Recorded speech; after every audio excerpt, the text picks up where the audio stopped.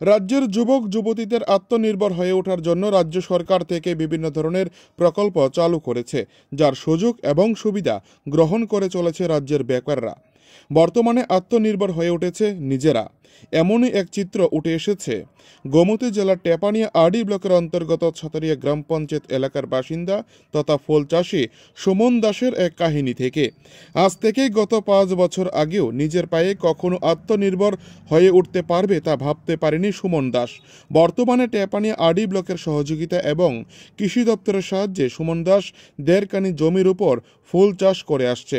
কেমন চলছে বর্তমানে তার ফুল চাষ তা দেখার জন্য টেপানিয়া ব্লকের বিডিও দিব্যশ্রী দাশগুপ্তা সরজমিনে ছাতারিয়া চর এলাকা ফুলের জমিটি পরিদর্শন করেন।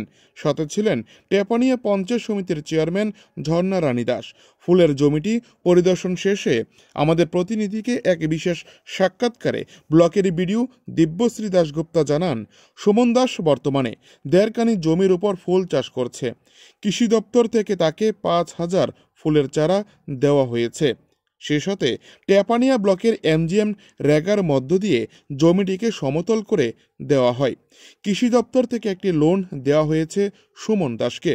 পাশাপাশি ছাতারিয়া এলাকায় আরও কী ধরনের উন্নয়ন করা যায় তা নিয়ে ভাবনা চিন্তা করা হচ্ছে বলে জানান ব্লকের বিডিও। ফুল চাষী সুমন দাস জানান, বর্তমানে ফুল চাষ করে ব্যাপক আয় হচ্ছে তার। স্থানীয় বাজারগুলিতে ফুলের চাহিদা রয়েছে ব্যাপক।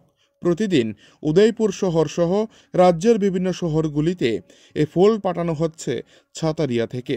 রাজ্য সরকার থেকে যেভাবে তাকে সাহায্য করা হয়েছে তাতে করে রাজ্যের মুখ্যমন্ত্রীকে ধন্যবাদ জ্ঞাপন করেন ফুল চাষী সুমন দাস।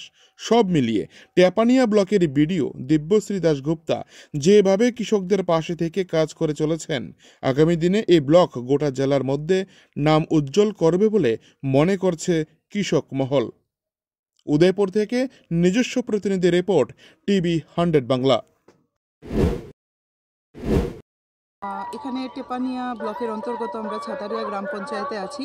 আমাদের সাথে আছে সুমন দাস, উনি একজন ফুল চাষি। এখানে ছাতারিয়া চর এলাকায় উনি 1.5 কানি জমির উপরে ফুল চাষ করেন। ওনাকে কৃষি দপ্তরের পক্ষ থেকে 5,000 ফুলের চারা দেওয়া হয়েছে। আমরা ওনাদেরকে এমজিএন রেগার স্কিমের অন্তর্গত জমিটা সমতল করে দেওয়ার পর উনি ফুল চাষ করে এখন মোটামুটি ভালোই লাভবান হয়েছে। কত বছর ধরে করছেন তিনি? 5 বছর হয়ে গেছে আজকে। টেপানিয়া ব্লক থেকে কি ধরনের সাহায্য করা হয়েছে এখনো পর্যন্ত? আমরা প্রথমত ওনার পতিত জমিটাকে সমতল করে দিয়েছি এমজিএন রেগা স্কিমের মাধ্যমে।